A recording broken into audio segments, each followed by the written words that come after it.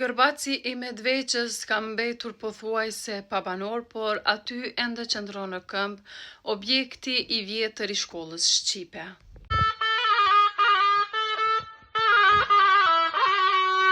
Ky institucion, i cili dikur ishte vatërdiesh, ka edukuar shumë gjenerata nën administrimin e Serbisë.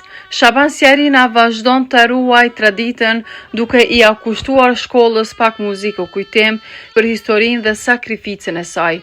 Ndërkohë, banorët e fshatit i mori gurbeti duke lënë Gërbavcin pothuajse të zbrazët, por të pasur me kujtime të mira.